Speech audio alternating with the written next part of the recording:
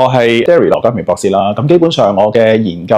嘅範圍咧就關於即係視覺嘅美學啦，同埋係人嘅行為。小朋友肯唔肯接受呢個腰架治療咧，其實對於佢個外觀上咧嗰個焦慮都會有好大影響。咁我就開始咗咧呢一方面嘅研究啦。脊柱側彎支架穿戴者通常面臨咩困難呢？初期嘅研究我係用一啲深入訪問啦，或者係小組討論，我哋大致睇得到佢哋一開始咧係好抗拒嗰個腰架嘅外觀，因為佢哋覺得呢一件事咧有啲可能就會講係一個義肢啦，或者有一啲就會講就係佢唔明白點解有一件外來物我要戴住，咁我以後點算咧？咁呢個我諗係對於佢哋嚟講咧係除咗話有幾難戴之外，呢個係第一個嘅印象。研究過程當中有冇令你特別深刻嘅觀察？其實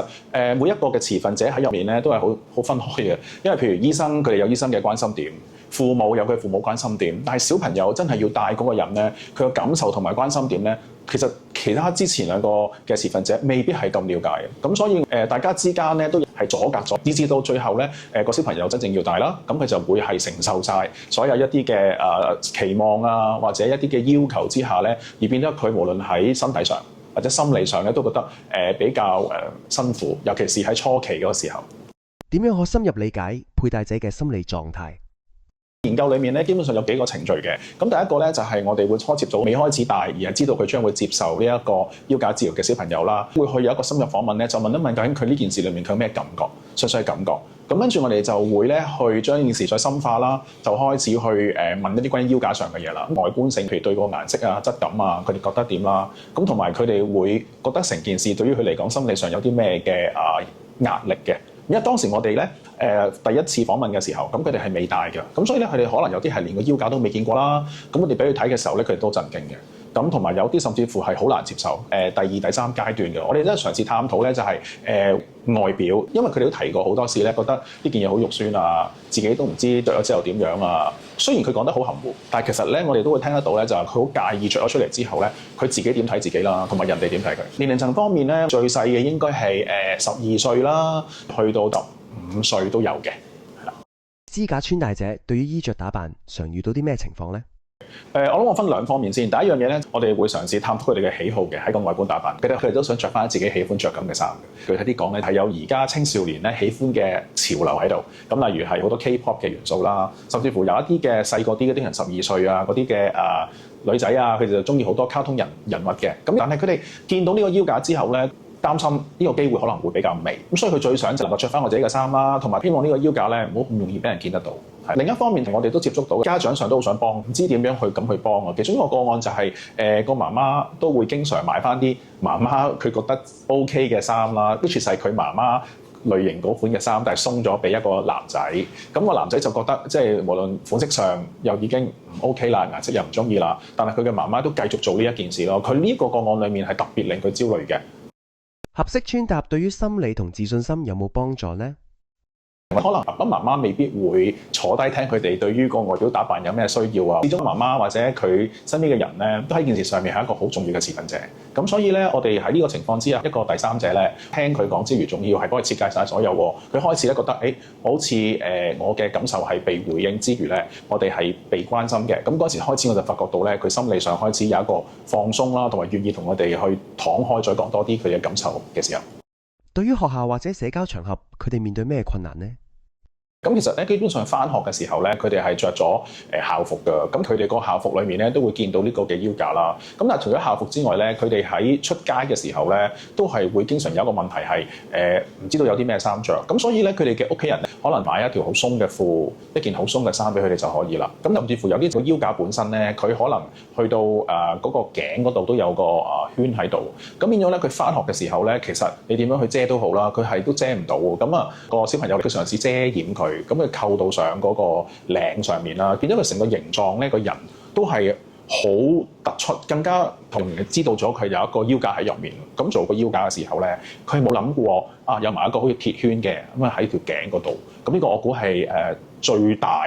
嘅一個心理上焦慮嘅個案咯。咁首先咧，我哋就會係好具體咁問佢顏色先，因為顏色好多時咧都係一般嘅人咧去斷定你中唔中意呢一樣嘢。咁第二樣嘢咧就係話佢平時咧佢着開而心理上覺得舒服咁嘅衫，之後咧，我哋嘗試咧去用我哋嗰啲嘅自己專業嘅知識啦，去做穿搭嘅。咁我哋都會睇翻佢戴咗腰架之後咧，邊啲嘅位置咧需要多啲嘅鬆動嘅位置啦。我都會考慮埋嗰啲喐動位啊，佢就唔夠舒服啊。咁呢個個案裏面，我哋去想解決到咧，去遮掩咗佢嗰條頸個問題。我哋揾啲行山咧會戴頸圍嘅，咁樣又係會透氣，但係咧係有啲時尚感嘅。甚至乎我哋建議佢咧翻學嘅時候咧，都同學校講呢個要求咧，你可以戴個頸圍喺嗰度，就好似個小圍巾咁樣嘅。咁咧，就算擺咗喺度嗰套嘅校服嗰度咧，都好似一件配飾上。咁佢做完呢件事之後咧，咁佢嘅心理狀況好咗好多。有冇更多個案可以同大家分享下？咁我哋有一個女仔咧，佢就好中意啲卡通人物嘅，我哋就揾翻啲咧，佢個 printing 咧有玉桂狗，而且佢好中意 K-pop 嘅女團，咁我哋就要去 study 下啦。可能係上身咧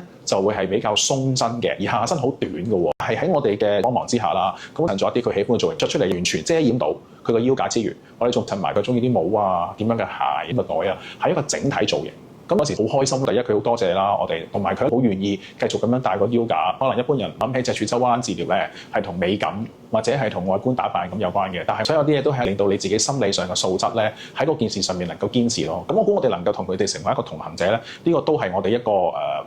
做呢個研究上，我哋覺得好值得咁嘅東西咯。有冇 tips 俾家長們參考？因為我哋好多時接觸到嘅家長咧，焦慮多好多，咁變咗佢嘅焦慮咧，會無形中咧去影響咗佢嘅小朋友。咁第二啦，因為喺功能性上面已經有醫護人員同埋義肢矯形師咧去照顧㗎啦。我估嗰度係有個信心俾醫護人員先啦。但係頭先我哋講嗰樣嘢，其實我哋要尊重嗰個小朋友啊，佢都想喺嗰段時間要靚嘅，都係啱啱踏入青春期嘅。外觀對佢嚟講非常緊要。咁可能好細微嘅嘢咧，已經覺得心理上已經係有一個好大嘅波動喺度。我諗我呢樣嘢係我特別想喺呢度借呢個機會咧，同啲家長啦去分享。對於穿戴支架有冇特別需要注意嘅地方？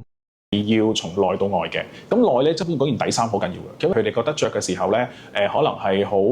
刮啲肉啊，或者有啲汗咁喺度啊。咁嗰件底衫其實好咁好緊要。咁就係天然物料啦，即係棉質嘅，一定要着底衫啦。第二樣嘢咧，就真係睇嗰個嘅裁剪同比例。嗱，鬆身係好緊要嘅，但係實際上就能夠增加個空氣流動性，出咗汗之後咧，容易去排走同埋通風。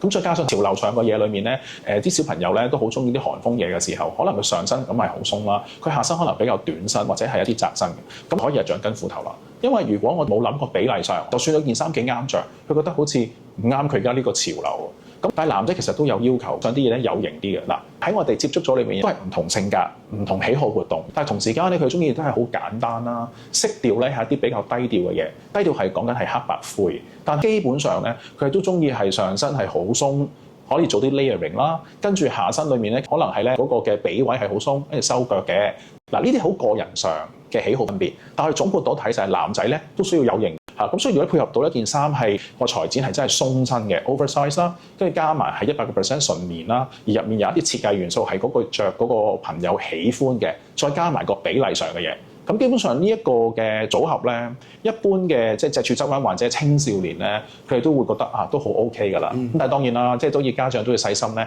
去聽，先至會能夠將成件事做得好一啲咯。最後一樣嘢就係講就係我哋成件事啦，我會睇得到就係我哋喺嗰啲嘅小朋友講俾我哋聽嘅時候咧，我哋係增強咗佢哋嘅精神上嘅柔韌性。